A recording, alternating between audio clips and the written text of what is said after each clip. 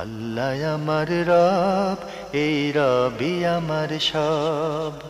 দামে দামে তুন মনে তারি অনুভব। তোমার দুনিয়াতে আমি যেদিকে তাকাই, অথই নিয়ামতে ডুবে আছি সবাই।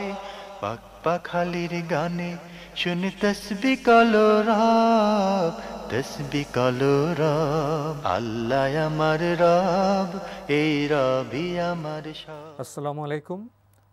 প্রিয় দর্শক, আপনারা যারা দেশে আছেন প্রবাসে, সবাইকে অনেক অনেক প্রীতি ও শুভেচ্ছা। শুরু হলো আপনাদের প্রশ্ন নিয়ে আপনাদের এই প্রিয় অনুষ্ঠান আপনার জিজ্ঞাসা। আপনাদের সাথে আছি আমি জয়নুল আবেদিন আজাদ। আজকেও আপনাদের প্রশ্নের জিজ্ঞাসার জবাব দিচ্ছেন বিশিষ্ট আলেম ডক্টর মোহাম্মদ সাইফুল্লাহ। আসসালামু আলাইকুম ওরহমতুল্লাহি ওয়া বারাকাতুহু। প্রিয় দর্শক, চলুন তাহলে জিজ্ঞাসার জগতে। শুরুতে একটি ইমেল, এটি পাঠিয়েছেন doctor Mohammad Mujibur Rahman, Rangpur medical college থেকে। লিখেছেন, মুসলমান মাত্রই বিশ্বাস করেন যে ভালো মন্দ রাখার মালিক একমাত্র আল্লাহ তাআলা। তারপরও আজকাল অনেকে কথা শেষে আল্লাহ তাআলার নাম না নিয়ে বলে থাকেন ভালো থাকুন, সুস্থ থাকুন।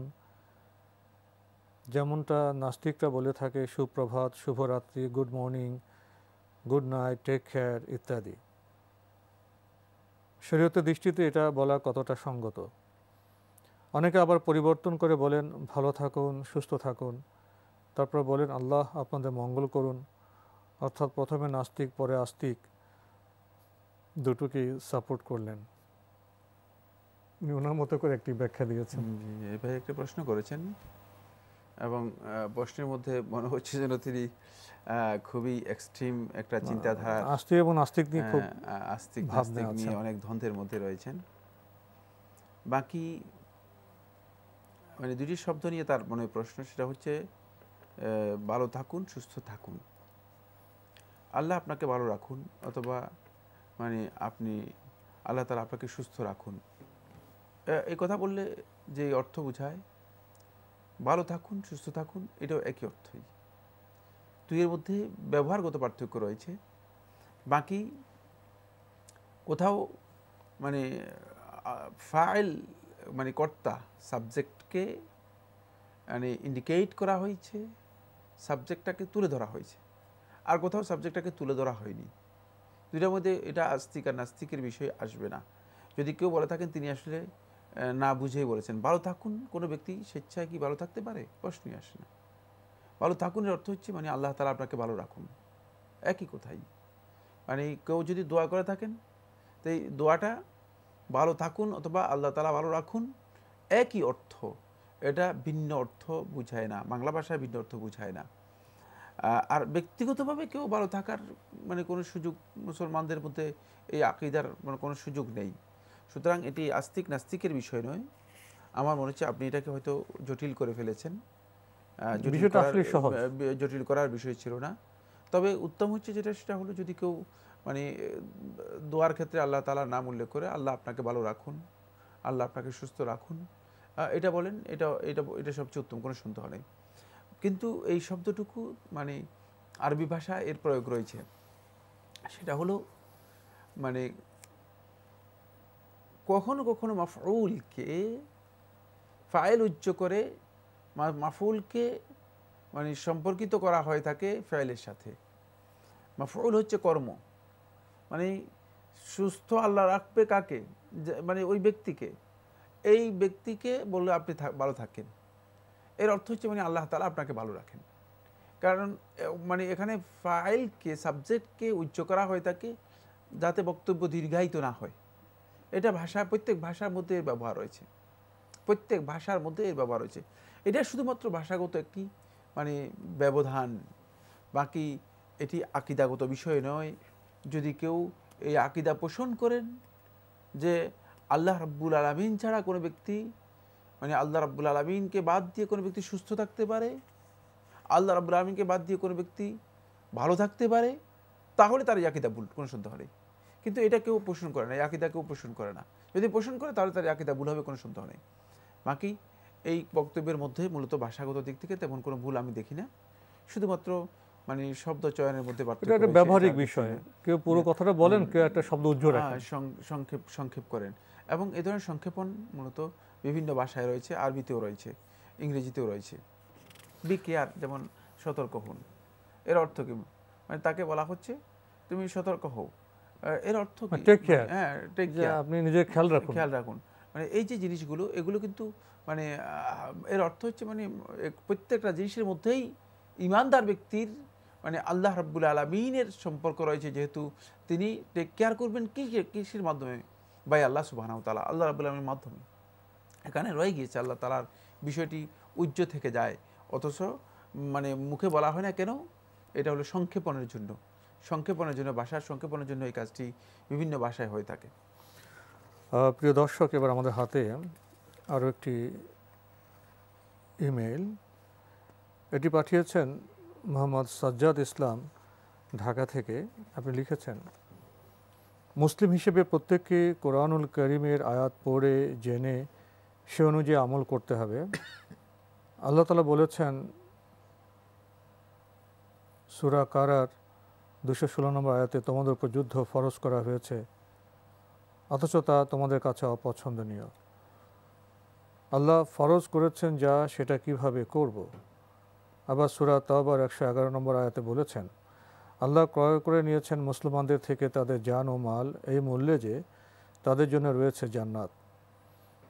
তারা যুদ্ধ করে আল্লাহর রাহে, অতঃপর মরে ও মারে, অর্থাৎ নিজের জীবন ও সম্পদ দিয়ে জিহাদ করার জন্য বিশেষভাবে বলা হয়েছে। এছাড়া 123 নম্বর আয়াতে বলা হয়েছে, হে ঈমানদারগণ, তোমাদের নিকটবর্তী কাফিরদের সাথে যুদ্ধ চালিয়ে যাও এবং তারা তোমাদের মধ্যে কঠোরতা অনুভব করুক, আর জেনে রাখো আল্লাহ মুত্তাকিদের সাথে রয়েছেন।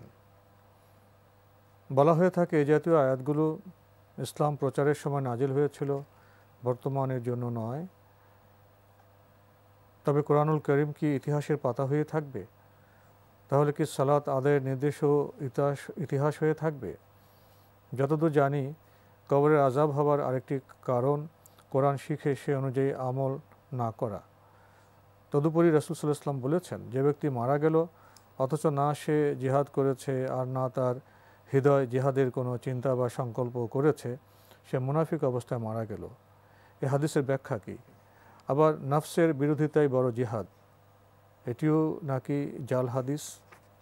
মূলত সত্য ও আসল নির্দেশ কি? এ ভাই অনেক পেছালো, অনেকগুলো প্রশ্ন করেছেন। সব প্রশ্নের উত্তর দেওয়ার মতো যোগ্যতা আমার নেই, আমি সোজা কথা বলে দিচ্ছি।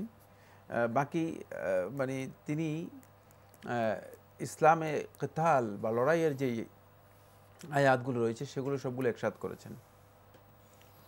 আমি কথা বলছি না যে ইসলামে জিহাদ নেই, ইসলামে জিহাদ রয়েছে, ইসলামে জিহাদ ফরজ, সেটা সমস্ত ওলামায়ে কেরামের ঐক্যমতে সাব্যস্ত হয়েছে। কোনো আলেম দ্বিমত পোষণ করেছেন জিহাদ বলতে আমরা কি বুঝবো? কিন্তু এই জিহাদ মানে প্রথমে জানতে হবে জিহাদের মিনিং কি, জিহাদ কি বোঝায়, তারপরে জানতে হবে যেটা হলো জিহাদের প্রক্রিয়া কি। জিহাদ শব্দটা মূলত আরবি ভাষায় ব্যাপক অর্থবোধক একটি শব্দ। আল জুহদ ওয়াল জাহদ, এই দুটি রুটস থেকে এই জিহাদ শব্দটি এসেছে। একটা হচ্ছে আল মাশাক্কাহ, কোনো বিষয়ে কষ্টসাধ্য চেষ্টা প্রচেষ্টা, আরেকটা হচ্ছে কোনো বিষয়ে ত্যাগ করা, মানে চেষ্টা চালানো ইত্যাদি অর্থে ব্যবহৃত হয়ে থাকে। তো সকল প্রকার চেষ্টাকে মূলত সামগ্রিকভাবে জিহাদ বলা হয়ে থাকে। আর এই জিহাদ ব্যাপক, সেটা মুখের মাধ্যমে হতে পারে, হাতের মাধ্যমে হতে পারে, কথার মাধ্যমে হতে পারে, লিখনির মাধ্যমে হতে পারে, আর নিজের প্রবৃত্তির বিরুদ্ধে তো জিহাদ হতে পারে। হ্যাঁ, অর্থের মাধ্যমে হতে পারে, এবং শয়তানের বিরুদ্ধে হতে পারে, প্রবৃত্তির বিরুদ্ধে হতে পারে, ইসলামের দুশমনদের বিরুদ্ধে হতে পারে, সর্বশেষ সরাসরি প্রত্যক্ষ লড়াইয়ের মাধ্যমে হতে পারে। হতে পারে না এটা বলছি না। এবং প্রত্যেকটার স্টেজেই তার নির্দেশনা রয়েছে, ইসলামে পদ্ধতি রয়েছে। এখন আপনি কোরআনে কারীমের আয়াত কতগুলো নিয়ে এসে আপনি বলছেন এগুলো কি ইতিহাসের পাতা থেকে যাবে? না, কোরআনে আয়াতগুলো রয়েছে। এই আয়াত বাস্তবায়ন হওয়ার জন্য, মানে এই আয়াতগুলো জিহাদের প্রক্রিয়ায় আসার জন্য যেই সমস্ত শর্ত দরকার সেগুলো পূরণ হচ্ছে না, সেগুলো শর্ত তো নেই। তার মধ্যে প্রথম শর্ত যেটি, সেটি হচ্ছে এই রাষ্ট্রীয় কর্তৃপক্ষ নেই, কর্তৃপক্ষের মাধ্যমে যে জিহাদটি মানে চালু হবে বা জিহাদের ঘোষণা দিবেন যে কর্তৃপক্ষ, সে কর্তৃপক্ষ নেই। এবং কর্তৃপক্ষ ছাড়া যে কোনো ব্যক্তি স্বাধীনভাবে কি জিহাদ ঘোষণা দিতে পারবে? না, কোনো আলেমের জন্যও জায়েজ নেই, কোনো পীরের জন্যও জায়েজ নেই, কোনো বুজুর্গের জন্যও জায়েজ নেই, কারো জন্য জায়েজ নেই যে ব্যক্তিগতভাবে তিনি জিহাদ ঘোষণা করবেন। কারণ ব্যক্তিগতভাবে কিসের জিহাদ? ইসলাম এই জিহাদকে ঘোষণা করেনি। জিহাদের জন্য প্রথম বিষয় শর্ত হচ্ছে, 1 নম্বর শর্ত হচ্ছে সেটা হলো যে কর্তৃপক্ষ থাকতে হবে, রাষ্ট্রীয় কর্তৃপক্ষ থাকতে হবে, মানে যার অধীনে আনুগত্যে জিহাদ পরিচালিত হবে। এটা বোধহয় সেই চূড়ান্ত যেটা লড়াই, যুদ্ধ যেটা মানে এই মানে আমরা ওটাকে বোঝাচ্ছি, জিহাদ চূড়ান্ত যে জিহাদ সেটাকে বোঝাচ্ছি এখানে। এমন সেটার জন্য মূলত সেই মানে অবস্থা থাকতে হবে। সম্পর্কে কথা বলছিলাম, আপনি বলেছেন জিহাদের অনেকগুলো পর্যায়ে আছে, নিজের প্রবৃত্তির বিরুদ্ধে জেহাদ আছে, কথার মাধ্যমে জেহাদ আছে, লেখনের মাধ্যমে জেহাদ আছে, অন্যায়ের বিরুদ্ধে জেহাদ আছে, এবং কোনো এক পর্যায়ে চূড়ান্ত যে জেহাদ অর্থাৎ সশস্ত্র যে লড়াই সেটাও হতে পারে, তার জন্য কর্তৃপক্ষ লাগবে, রাষ্ট্র লাগবে। জি, আমি বলছিলাম এটা প্রথম শর্ত। দ্বিতীয় শর্ত হচ্ছে মানে রাষ্ট্র এই জিহাদ বা এই কিতাল বা এই লড়াই ঘোষণা করার জন্য রাষ্ট্রের পরিপূর্ণ শৃঙ্খলা অব্যাহত থাকতে হবে, মানে সংঘবদ্ধ প্রচেষ্টা থাকতে হবে। রাষ্ট্রই যদি সেখানে বিশৃঙ্খল হয় তাহলে রাষ্ট্র মানে সেখানে জিহাদ ঘোষণা করলে সেখানে গৃহযুদ্ধ শুরু হয়ে যাবে। সেখানে মাসলাহাতের চেয়ে মাফসাদা, মানে কল্যাণের চেয়ে অকল্যাণ, স্বার্থের চেয়ে মানে ক্ষতি সবচেয়ে বেশি হবে। এটা খুবই গুরুত্বপূর্ণ একটি পয়েন্ট। এই সেখানে খুব দায়িত্বশীলতার প্রয়োজন হবে, মানে শৃঙ্খলার বিষয়টি থাকতে হবে।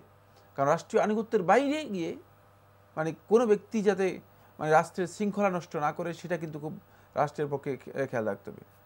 তৃতীয় যেই পয়েন্টটি আরও গুরুত্বপূর্ণ সেটা হচ্ছে রাষ্ট্রের ইমাম তিনি দেখবেন যে এই কিতালের মধ্যে, লড়াইয়ের মধ্যে ইসলামের মাসলাহাত এখানে নিশ্চিত কিনা।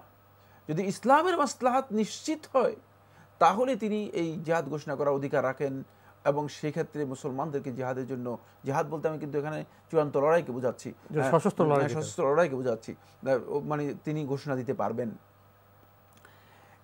এখানে খুব সূক্ষ্ম কথা রয়েছে। সূক্ষ্ম কথা হচ্ছে এই মানে নিশ্চিত কিনা ইসলামের মাসলাহাত। এখানে 4টি জিনিস নিষেধ করে দিয়েছি। একটা হচ্ছে যদি ইসলামের মাসলাহাত এখানে মোটেও না থাকে, বাতিল। যদি ইসলামের মাসলাহাত থাকে কিন্তু অনিশ্চিত, সেটাও বাতিল। এখানে ইসলামের মাসলাহাত বলতে কি বোঝাচ্ছেন? মাসলাহাত হচ্ছে স্বার্থ, কল্যাণ, মানে খুবই ইসলামের কল্যাণ এখানে। তৃতীয় হচ্ছে যদি ইসলামের মাসলাহাত থাকে কিন্তু মাসলাহাতটা মানে এই মানে জিহাদ বা এই চূড়ান্ত লড়াইয়ের থেকে অনেক ক্ষুদ্র, অনেক ছোট, তাহলেও সেই মাসলাহাতকে উপেক্ষা করতে হবে। সেই মাসলাহাত অনুযায়ী জিহাদের ঘোষণা দিতে পারবেন না, তিনি জিহাদের ঘোষণা দিতে পারবেন না। 4 নম্বর বিষয় হচ্ছে যদি মুসলিম উম্মার রক্ত প্রবাহিত আশঙ্কা করে অনেক বেশি, তাহলে তিনি জিহাদের ঘোষণা না দিয়ে তিনি চেষ্টা করবেন অন্য কোনো প্রক্রিয়ায় মানে সেটাকে সমাধান করার জন্য, কৌশলে চলে যাওয়া। সেটা আল্লাহ রাব্বুল আলামিন কোরআনের মধ্যে শিখিয়ে দিয়েছেন, মানে ওয়াসসুলহ খায়রুল লাকুম, আর সন্ধি এটা তোমাদের জন্য কল্যাণকর, সন্ধি সমঝোতা, এই বিষয়গুলো আমাদেরকে শিক্ষা দিয়েছেন। আসলে আমাদের বন্ধুগণ খুব স্বল্প কয়েকটি আয়াত পড়েই তিনি মনে করেন যে আমি মহাজ্ঞানী হয়ে গিয়েছি, আবেগপ্রবণ হয়ে এবং জ্ঞানের বিশাল মনে হয় বিশাল সমুদ্রে আমি মানে হাবুডুবু খাচ্ছি, আমার এত জ্ঞান, কি করব, এগুলো কোথায় নিব। এই জন্য তারা মানে লড়াইয়ের কোরআনে যে আয়াতের মধ্যে আল্লাহ সুবহানাহু ওয়া তাআলা লড়াইকে মানে কুতিবা আলাইকুমুল কিতাল ওয়া হুয়া কুরহুল লাকুম, এই আয়াতটা নাজিল হয়েছে বনী ইসরাইল সম্পর্কে। তো আপনি আগে মানে জিনিসগুলো তো আপনাকে জেনে নিতে হবে যে আসলে এগুলো সম্পর্কে কোরআনের মধ্যে কোথায় বক্তব্য দেওয়া হয়েছে। কিন্তু জিহাদ লড়াই ইসলামে ফরজ, কিন্তু ফরজের জন্য আমরা যে কথাগুলো বলেছি সেগুলো আমাদেরকে জানতে হবে। অন্যথায় এগুলো ফরজ মানে কোনো ব্যক্তির স্বাধীন ঘোষণার মাধ্যমে ফরজ হবে না। কোনো ব্যক্তি জিহাদ ঘোষণা করলে তিনি মূলত ইসলামী রাষ্ট্রের মধ্যে তিনি সন্ত্রাসী তৎপরতা করলেন, যেটি হারাম, নিষিদ্ধ এবং গুনাহের কাজ। প্রসঙ্গত একটি বিষয় আপনার সামনে পেশ করতে চাই। বর্তমান বিশ্ব ব্যবস্থায় মুসলমানদের ক্ষুব্ধ হওয়ার মতো অনেক বিষয় আছে। আমরা ফিলিস্তিনের দিকে তাকাই, আমরা যে ইরাকের দিকে তাকাই, লিবিয়ার দিকে তাকাই, সিরিয়ার দিকে তাকাই, অনেক ক্ষুব্ধ হওয়ার বিষয় আছে। তো ক্ষুব্ধ হওয়াই তো কোনো পদক্ষেপ নেওয়ার একমাত্র বিষয় হতে পারে না। অন্যায় আছে, জুলুম আছে, এটা আমরা পছন্দ করি না, এটা গ্রহণও করি না। সেগুলি প্রতিবিধানের জন্য তো ইসলামের যে মানহাজ বা পদ্ধতি আছে সেটা আমাদের জানতে হবে। ক্ষুব্ধ হলাম, পদ্ধতি জানলাম না, কৌশল জানলাম না, প্রস্তুতি ছাড়া, যোগ্যতা ছাড়া নেমে পড়লাম, এটা তো ইসলাম অনুমোদন দেয় না। এই কারণেই এখানে আমাদের মধ্যে পার্থক্য নির্দেশ করতে হবে। ইসলামের যে জেহাদ, আমরা কখনো কখনো যে সন্ত্রাসের ঘটনা লক্ষ্য করি, এই দুটি বিষয় কি এক? প্রশ্নই আসে না। যারা সন্ত্রাসী কাজ করছেন তারা জিহাদ করছেন না, জিহাদের সাথে এর কোনো সম্পর্ক নেই। কারণ মানে এটার শুরুই হয়েছে মূলত সন্ত্রাসের মাধ্যমে। কোনো ব্যক্তির ঘোষণা জিহাদ হতে পারে না, কোন রাষ্ট্র কর্তৃপক্ষ ছাড়া এটা জিহাদ হয় না। চূড়ান্ত জিহাদ, সশস্ত্র জিহাদের কর্তৃপক্ষ লাগবে, সেখানে দায়িত্বশীলতা লাগবে, সেখানে কর্মকাণ্ড করে জিহাদ ঘোষণা করবেন, এটার নাম জিহাদ দেবেন, এটা একেবারে ভুল কথা। এটি সন্ত্রাসী কাজ, এর সাথে ইসলামের সামান্যতম কোনো সম্পর্ক নেই। ইসলাম এই কাজ করতে আমাদেরকে বলেননি। আরেকটি বিষয় আপনি যেটা বলেছেন সেটা হলো ক্ষুব্ধ মানুষ মানে সবসময় হতে পারে। আপনি তো পরিবারের উপর ক্ষুব্ধ হতে পারেন, তাহলে কি আপনি পরিবারের সবাইকে হত্যা করে ফেলবেন? এটা কোনো মানে সমাধান নয়। কারণ প্রত্যেকটি জিনিসেরই একটা পর্যায় আছে। মানুষ জীবনের অনেক ক্ষেত্রেই ক্ষুব্ধ হতে পারে, মানে অনেক কিছুই মানুষের ইচ্ছার বাইরে হতে পারে। একেবারেই প্রাচীন আরবি সাহিত্যের মধ্যে বলেছে কুল্লু মা ইয়াতামান্না মা কুল্লু মা ইয়াতামান্নাল মারউ ইউদরিকুহু। মানুষ যা কামনা করে তা কিন্তু মানুষ পায় না। মানুষ, আপনি কামনা করতে পারেন, কামনা হতে পারে আপনার, কিন্তু সেটা আপনি পাবেন না, কারণ সেটা সম্ভব না। এখন আপনাকে যে জিনিসটি বুঝতে হবে সেটা হলো এই, মানে আপনি সকল জিহাদ যেটাকে ঘোষণা করতেছেন, এর মাধ্যমে আপনি ইসলামের আদৌ কি কোনো কল্যাণ করেছেন? পৃথিবীর কোনো ভূখণ্ডে কি আদৌ কল্যাণ হয়েছে? মিথ্যা কথা, কোথাও কল্যাণ হয়নি, বরং মুসলিমদের ক্ষতি হয়েছে, ইসলামের ক্ষতি হয়েছে, মুসলমানদের রক্ত প্রবাহিত হয়েছে, এবং এই কাজটি যে ভুল কাজ সেটা সত্যিকার অর্থে প্রমাণিত হয়েছে, এবং ইসলামের সাথে এই কাজের কোনো সম্পর্ক নেই সেটাই প্রমাণিত হয়েছে। অনেক সময় কি আপনার যে ধৈর্য ধারণ, এটাই কি জিহাদ হিসেবে পরিগণিত হতে হয় না? ধৈর্য জিহাদের চেয়ে শক্তিশালী বিষয়। ধৈর্যকে নিসফুল ঈমান বলা হয়েছে, ঈমানের অর্ধেক বলা হয়েছে। ধৈর্য জিহাদের চেয়ে শক্তিশালী বিষয়, কারণ সর্বাবস্থায় ধৈর্য থাকতে হবে, এমনকি জিহাদের ময়দানেও আপনাকে ধৈর্য ধারণ করতে হবে। তাই ধৈর্যটা হচ্ছে জিহাদের চেয়েও একটা শক্তিশালী বিষয়। ধৈর্য যখন আল্লাহর বান্দা হারিয়ে যাবে, তখন সে বড় ধরনের ভুল করতে পারে, বড় ধরনের ক্ষতিগ্রস্ত হতে পারে, এবং পরাজয় এসে যেতে পারে। আসলে এসব বিষয়ে আমাদের আরো ভালোভাবে জানা দরকার, উপলব্ধি করা দরকার। এবং এসব বিষয় তো নবী সাল্লাল্লাহু আলাইহি ওয়াসাল্লামের সময় এসেছিল, সমাজে, রাষ্ট্রে সাহাবারা ছিলেন। নবী সাল্লাল্লাহু আলাইহি ওয়াসাল্লাম কি মানহাজ বা কর্মপদ্ধতি আমাদের উপহার দিয়ে গেছেন, সাহাবারা, তার সাথীরা তা কীভাবে অনুসরণ করেছেন, সেসব ইতিহাসও বোধহয় আমাদের জানা বর্তমান সময়ে খুবই গুরুত্বপূর্ণ বিষয়। প্রিয় দর্শক, এবার আমাদের হাতে একটি ইমেল, এটি পাঠিয়েছেন মেহরুন্নেসা ফ্রম USA। লিখেছেন, my question is what day our prophet Muhammad সাল্লাল্লাহু আলাইহি ওয়াসাল্লাম used to cut his nail. নবী সাল্লাল্লাহু আলাইহি ওয়াসাল্লাম কোন দিন তার নখ কেটেছেন মর্মে সহিহ রিওয়ায়াত পাওয়া যায়নি। বিভিন্ন রিওয়ায়াতের যে উল্লেখ করা হয় থাকে সেগুলোর মধ্যে যথেষ্ট বিতর্ক রয়েছে। তবে আমরা যে কোনো দিন কাটতে পারি। হ্যাঁ, যে কোনো দিন কাটা যেতে পারে। নবী সাল্লাল্লাহু আলাইহি ওয়াসাল্লাম সুনির্দিষ্ট দিবসে কেটেছেন মর্মে যে বক্তব্য দেওয়া হয় থাকে সে শুদ্ধ নয়, মানে কোনো নিষিদ্ধ দিবস নেই। আপনি আরও লিখেছেন, which surah did Prophet Muhammad sallallahu alaihi wasallam used to recite after Isha prayer? ইশার সালাতে পরে রাসূলুল্লাহ সাল্লাল্লাহু আলাইহি ওয়াসাল্লাম সুনির্দিষ্ট কোনো সূরা পড়তেন মর্মে কোনো রিওয়ায়াত সাব্যস্ত হয়নি। তবে রাতের বেলা রাসূলুল্লাহ সাল্লাল্লাহু আলাইহি ওয়াসাল্লাম সূরাতুল মুলক পড়ার বিষয়টি মানে হাদিস দ্বারা সাব্যস্ত হয়েছে। সুতরাং কেউ যদি সূরাতুল মুলক পড়তে পড়েন, রাতে যে কোনো সেটা রাত্রে যে কোনো অংশে পড়তে পারেন, ইশার পরে পড়তে পারেন, মাগরিবের পরে পড়তে পারেন, রাত্রের মধ্যে সূরাতুল মুলক যদি কেউ পড়েন তিনি পড়তে পারেন, এটা হাদিস দ্বারা সাব্যস্ত হয়েছে। বাকি রাসূলুল্লাহ সাল্লাল্লাহু আলাইহি ওয়াসাল্লাম ইশার নামাজের পরে সূরা মুলক পড়তেন মর্মে মানে সহিহ কোনো বর্ণনা সাব্যস্ত হয়নি। এবার আমাদের হাতে একটি চিঠি, এটি পাঠিয়েছে নুরুন নেহার বেগম দিনাজপুর পার্বতীপুর থেকে। দীর্ঘ চিঠি, আপনি ইতিমধ্যে আমরা আপনার 15টি চিঠির জবাব দিয়েছি। আপনি আরও লিখেছেন, রাব্বিক ফিল্লি ওয়ালি ওয়ালিদাইয়া ওয়ালিমাং দাখলা বাইতিয়া মুমিনা ওয়ালিল মুমিনিনা ওয়াল মুমিনাত ওয়ালা তাজিদিজ জালিমিনা ইল্লা তাবার। এই দোয়াটি কি মোনাজাতের সময় বলা যাবে? কখন বললে ভালো হবে? রাসূলুল্লাহ সাল্লাল্লাহু আলাইহি ওয়াসাল্লাম এই দোয়াটি করেছেন মর্মে কোনো রিওয়ায়াত পাওয়া যায় না। তবে কেউ যদি এই দোয়া করেন তিনি করতে পারেন। নূহ আলাইহিস সালাতু ওয়াস সালাম তার সম্প্রদায়ের জন্য এই দোয়াটি করেছেন, কিন্তু এর শেষের অংশে কিন্তু মানে বদদোয়াও রয়েছে। এখন দোয়া এবং বদদোয়া দুইটাই একসাথে মানে রয়েছে। শেষের অংশে মানে বলেছেন যারা জালেম ওয়ালা ইয়াজিদুজ জালিমিন ইল্লা তাবারা, জালেমদের জন্য ধ্বংসই বৃদ্ধি করে দিক আল্লাহ, মানে জালেমদেরকে আল্লাহ তাআলা ধ্বংস করুক। মানে এই দোয়াটি যদি কেউ করেন তিনি করতে পারেন, কোনো অসুবিধা নেই।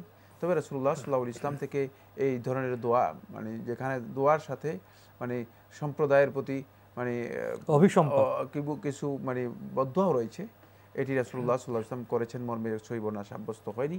তবে নূহ আলাইহিস সালাতু ওয়াস সালাম সুনির্দিষ্টভাবে তার সম্প্রদায়ের ব্যাপারে এই দোয়াটি করেছেন। তো আজকে আমাদের এখানে শেষ করতে হচ্ছে। আপনাকে অনেক ধন্যবাদ। আপনাকে অশেষ ধন্যবাদ।